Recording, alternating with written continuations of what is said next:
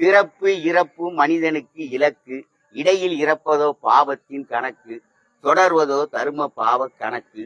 மாண்டு போனவர்கள் மீண்டு பிறப்பதும் இல்லை, மறு பிறப்பும் இல்லை. பிணமாகும் முன்னே இந்த மனம் சாந்தி அடைந்து சாக வேண்டும். பிணமான பின் எந்த மனமும் சாந்தி அடையாது. மண்ணுக்கு உரமாகி இயற்கைக்கு இரையான பின் பேசுமா மனம்? பிணமான பின் இந்த மனம் பேசுமா? அந்த கடவுளை நாடுமா? எதையும் கேட்குமா? முடிஞ்சு போச்சு, அவங்க மேட்ரு க்ளோஸ். மண்ணுக்கு உரம். அவர்களால எந்த ஆசீர்வாதமும் பண்ண முடியாது. உடம்புல உயிர் இருக்கும் போதே அவனே சாகும் வரை இந்த மனம் பேதலித்து கலங்கிய குட்டையாகவே இருந்து கொண்டு இந்த மனம் தெரியாமல் ஒவ்வொரு சாமியா கும்பிட்டு அலைதான்.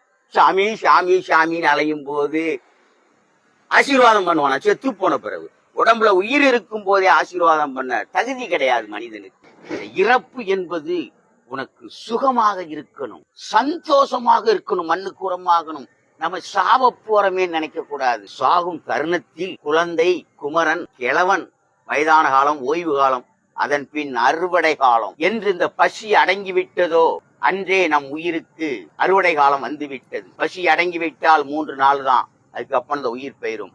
அதை அறியணும் இந்த மனம். எந்த வெறுப்பும் வேதனையும் இல்லாமல் சந்தோஷமாக எவன் உயிர் பிரிகிறதோ அவரே முக்தி பெற்றவர்கள் அன்றி வேற எவனும் அல்ல.